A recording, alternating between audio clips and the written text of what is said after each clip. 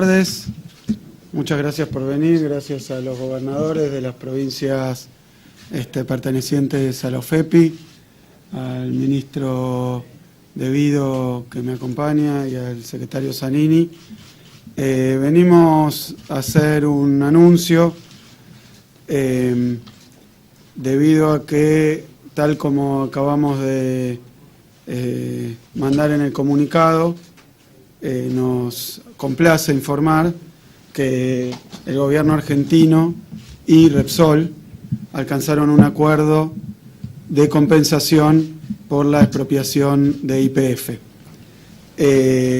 Lo anunciamos hoy, si bien esto ha tenido alguna repercusión y algunos comentarios en diferentes medios de ambos lados del océano.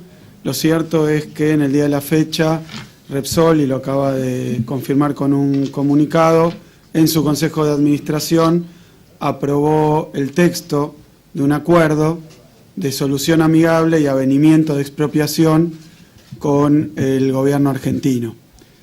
Ese acuerdo, si bien fue aprobado por Repsol, va todavía a tener que ser ratificado tanto por la Junta General de Accionistas de Repsol, hoy lo aprobó su directorio, ¿no?, su Consejo de Administración, pero va a tener que ser ratificado por la Junta de Accionistas, que ocurrirá a fines de marzo, probablemente, y también por el Honorable Congreso de la Nación Argentina. Es decir que ni bien se proceda a la firma del acuerdo, ahora que Repsol va a designar quienes están en condiciones, sus apoderados, de firmar y van a venir al país a hacerlo, una vez que esto esté firmado va a ser enviado para su ratificación al Congreso de la Nación Argentina.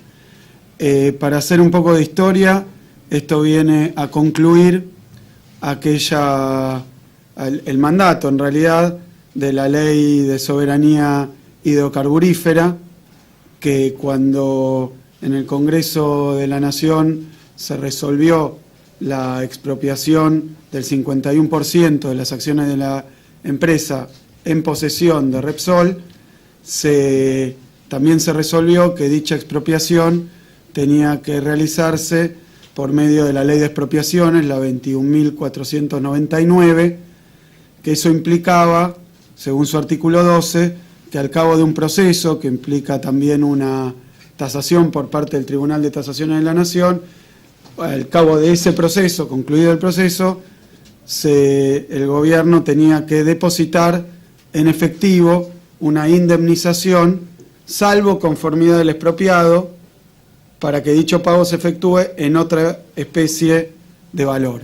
Eso quiere decir que la propia Ley de Expropiaciones marcaba que, de no haber conformidad del expropiado, en este caso Repsol, había que hacer un depósito por aquello que marcara el Tribunal de Tasaciones de la Nación en efectivo. En lugar de eso, en cumplimiento en realidad de dicha ley, el Ministerio de Economía, con el concurso de la Secretaría General, también de diversos ministerios, el Ministerio de Planificación, estuvo trabajando muy intensamente hasta alcanzar un acuerdo, que es el que se suscribirá en los próximos días, en el que Repsol acepta por todo concepto recibir un pago equivalente en $5.000 millones estadounidenses, pero pagaderos no en efectivo, como dicta la Ley de Expropiación, sino que a su conformidad esto va a ser pagadero en títulos soberanos, en bonos soberanos, como compensación por la expropiación. El proyecto de ley va a someter a consideración del Congreso, entonces, el convenio que se va a suscribir entre Repsol y el Ministerio de Economía. También el Congreso de la Nación deberá aprobar la emisión de los títulos por un valor nominal de $5.000 millones en diferentes especies que ahora voy a detallar. Lo que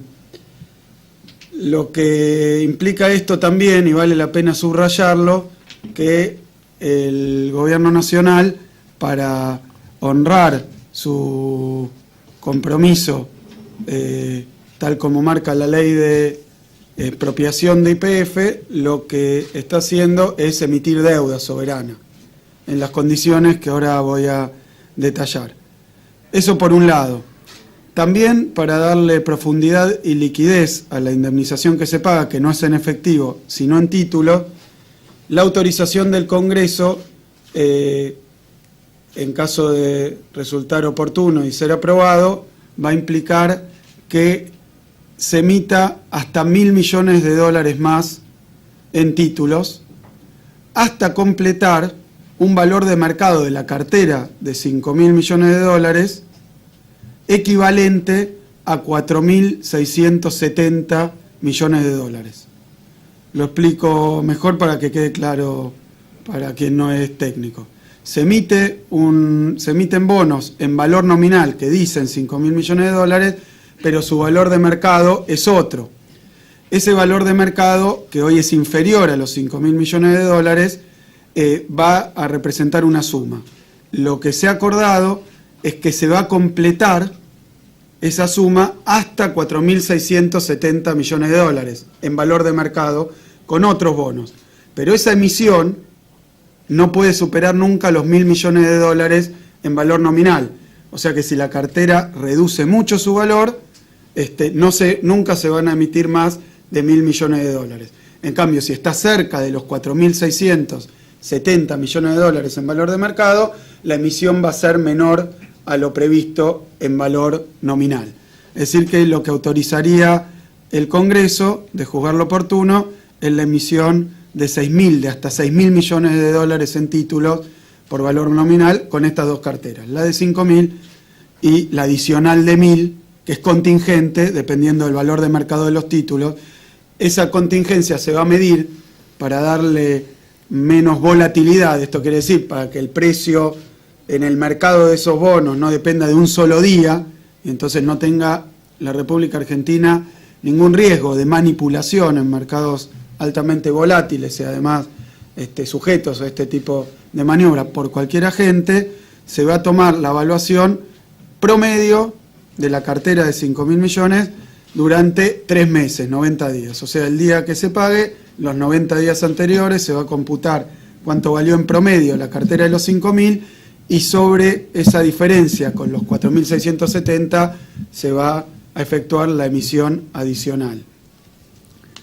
Aquí hay que dejar muy en claro, y ahora voy a la cartera, pero un elemento clave de este convenio que vamos a suscribir y someter al Congreso de la Nación, que es que la firma Repsol no podrá nunca recibir, ya sea por la venta de los bonos, de esos bonos que tenga producto de la indemnización, o ya sea por el cobro del capital debido a que mantienen esos bonos en su poder, nunca esa cifra, la suma de lo que obtengan por la enajenación, o sea, por la venta de los bonos, más lo que obtengan por el cobro del capital en estos bonos, nunca van a poder superar los 5.000 millones de dólares. En caso de que los cobros alcanzaran los 5.000 millones de dólares, el resto de los bonos, Repsol debe devolverlos al gobierno argentino. ¿Por qué?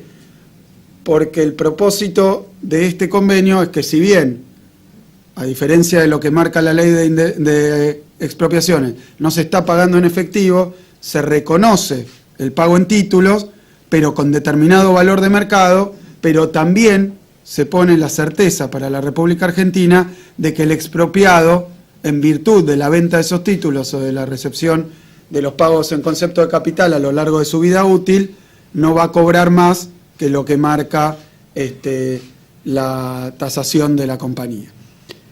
Esto puede ocurrir o no, dependiendo de las circunstancias de mercado en la que venda los bonos. Esa deuda va a estar compuesta, porque una vez que uno no paga en efectivo, para ser claro, y paga con deuda, lo que empieza a tallar es a qué plazo paga y qué interés paga, por supuesto. Entonces, los 5.000 millones iniciales van a estar compuestos por 3.250 millones de dólares en un nuevo bono, específicamente emitido para honrar este acuerdo, que se va a denominar Bonar 24.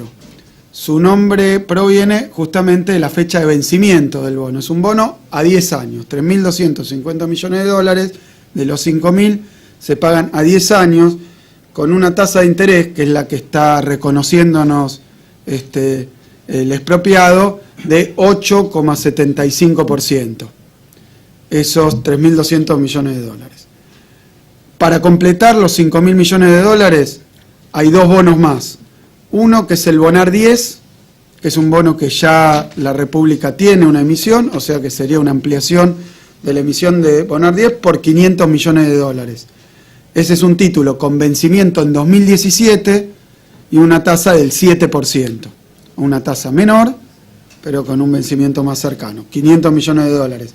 Y 1.250 millones de dólares con otro título de Argentina que se llama Discount 33, que es un bono que vence en el año 2033 y tiene una tasa de interés del 8,28% capitalizable en parte, o sea que los intereses en parte se han capitalizado y se paga intereses sobre el capital original más el interés capitalizado. Dicho de otra manera, hay tres bonos, uno que vence en 2024, que es por 3.200 millones de dólares, otro que vence en 2017 por 500 millones de dólares, otro que vence en 2033, donde se va a concluir el pago por 1.250 millones de dólares. Otra cuestión es la cartera adicional de hasta 1.000 millones. Repito, esa cartera de 5.000 millones es el pago, pero como en mercado, su valuación hoy en mercado es menor, habrá que ver en el promedio esos 90 días, si fuera menor a 4.670 millones de dólares, se completa con, por valor nominal, hasta 1.000 millones en tres títulos también. Hasta 400 millones, y en este orden, en Bodén 15, que es otro título de la República Argentina que vence en 2015 y tiene un interés del 7%. Hasta 300 millones de dólares más en Bonar 10, que es el que vence en 2017. Y hasta 300 millones de dólares más en Bonar 24, que es el nuevo título especialmente diseñado para este acuerdo.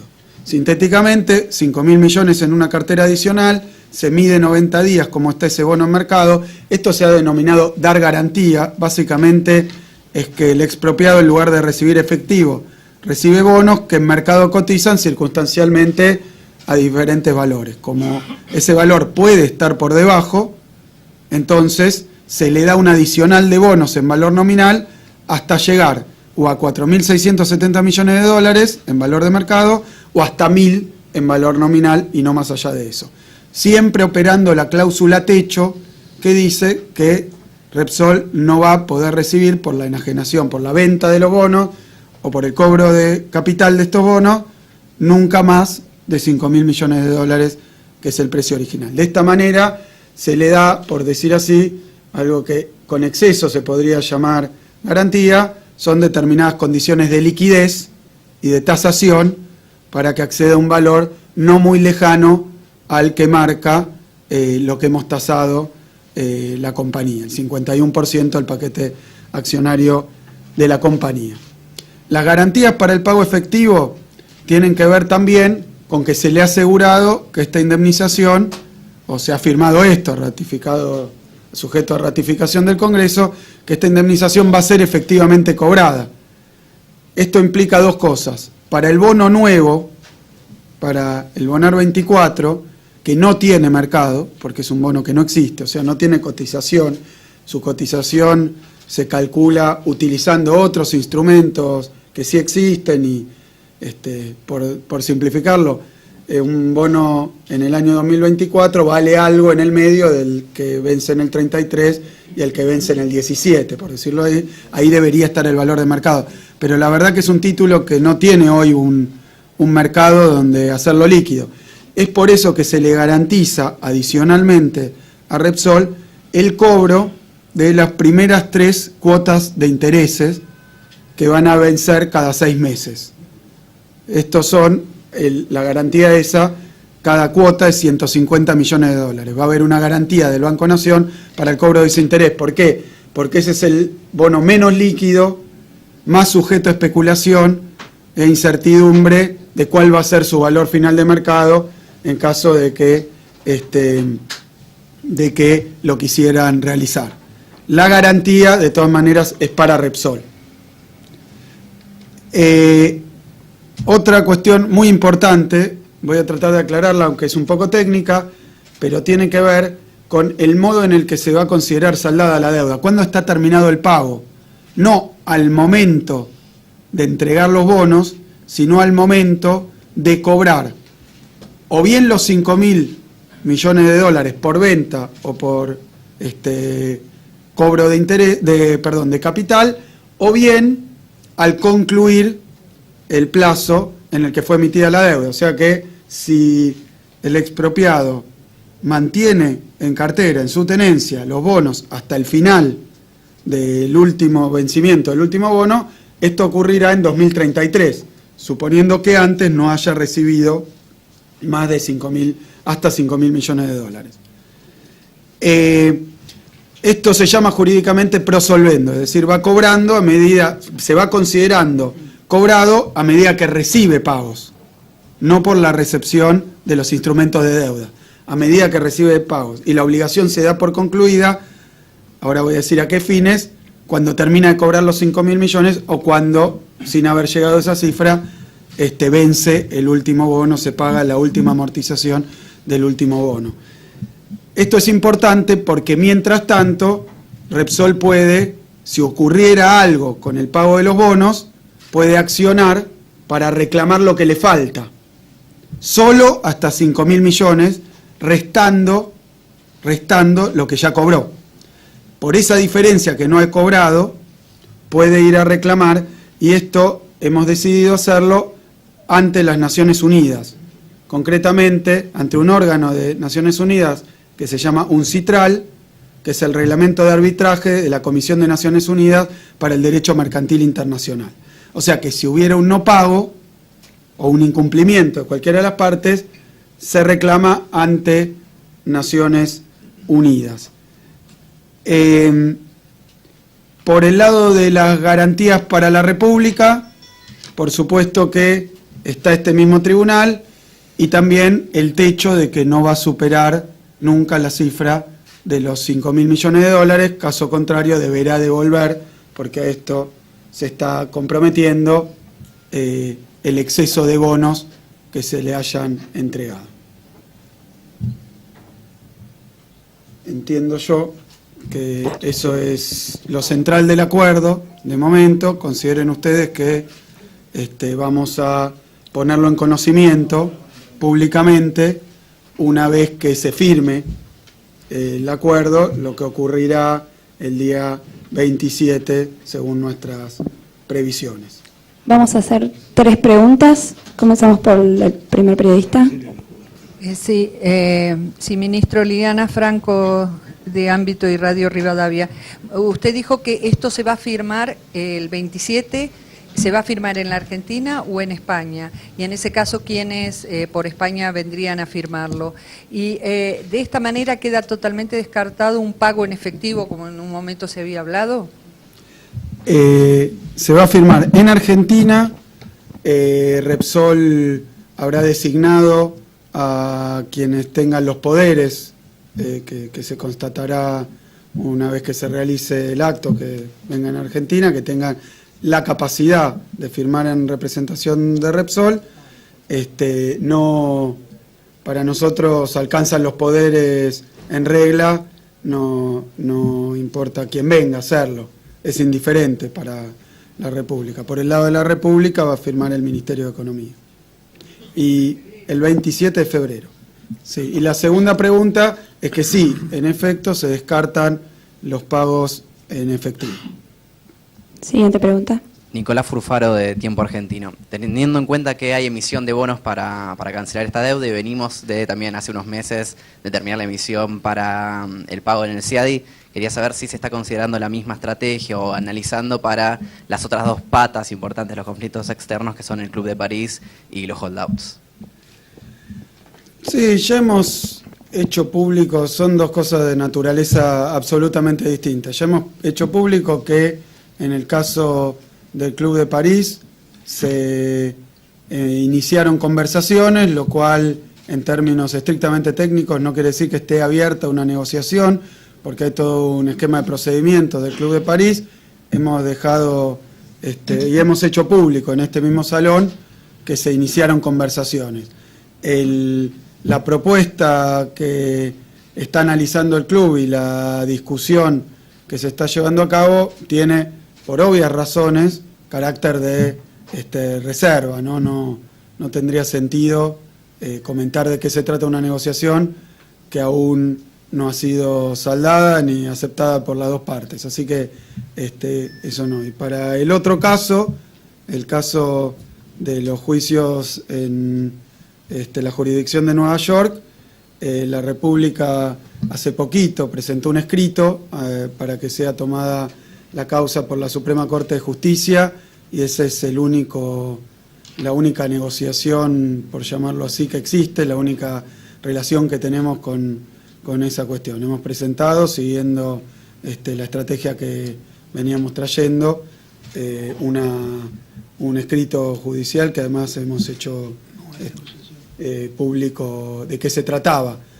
Viene en la misma línea de las cuestiones anteriores y no hay negociación porque la ley argentina no nos permite pagarle a nadie más de lo que le pagamos a quienes entraron al canje 2005 y 2010. De manera que esa es la única oferta que existe para quienes tienen bonos en condiciones de default.